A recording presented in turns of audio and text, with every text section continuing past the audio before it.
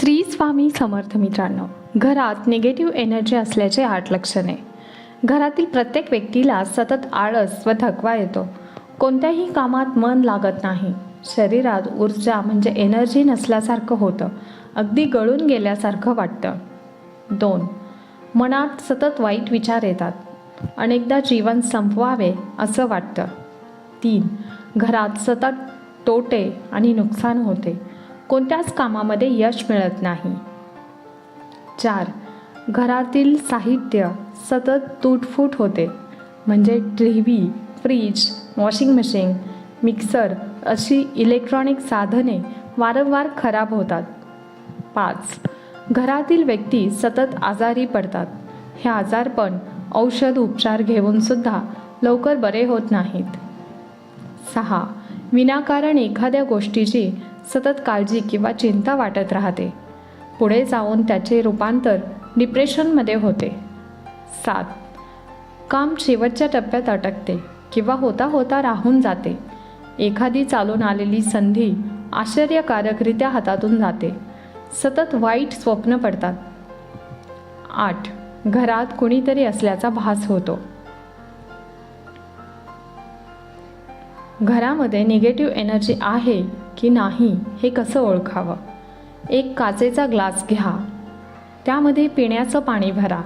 थोडेसे गंगाजल मिसळा. मूठभर गुलाबाच्या पाकळ्या त्याच्यामध्ये टाका. हा ग्लास घराच्या एखाद्या कोपऱ्यात ठेवा.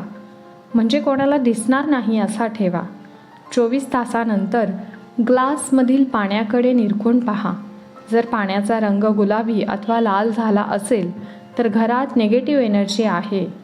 पाण्याचा रंग जितका गडद असेल तितकी निगेटिव्हिटी जास्त आहे आणि रंग न बदलल्यास त्याची कारणे वेगळी असू शकतात. निगेटिव्ह एनर्जी घालवण्याचे उपाय.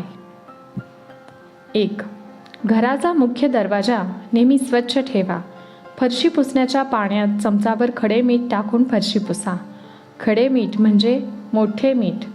मात्र गुरुवारी हा उपाय करू नये. 2. निगेटिव्ह एनर्जीचा त्रास होत असलेल्या व्यक्तीला लहान मोहरीचे दाणे, लाल मिरची आणि मिठाने नजर उतरवा. या तिन्ही वस्तू आपल्या घरात एकत्रित घेऊन 3 वेळा नजर उतरवा. 3. किचनमध्ये लाल कपड्यात 1.25 किलो मीठ बांधून ठेवा. ही मिठाची फरसुंडी बाहेरच्या व्यक्तीला दिसणार नाही अशी ठेवा. प्रत्येक महिन्याला जुने मीठ बदलून त्या जागी नवीन मीठ ठेवा. जुने मीठ वाहत्या पाण्यात किंवा तलावामध्ये टाकून द्या. प्लॉटमध्ये राहणाऱ्या व्यक्तींनी हे मीठ टॉयलेटमध्ये फ्लश करावे. 4. दररोज सायंकाळी अंगणातील तुळशीजवळ तुपाचा किंवा तेलाचा दिवा न चुकता लावा. 5. घरात हनुमान चालीसा ऐका. 6. अमावस्या पौर्णिमेला घराच्या मुख्य दरवाजाच्या जवळ दोन्ही बाजूने दिवे प्रज्वलित करा. धन्यवाद. श्री स्वामी समर्थ.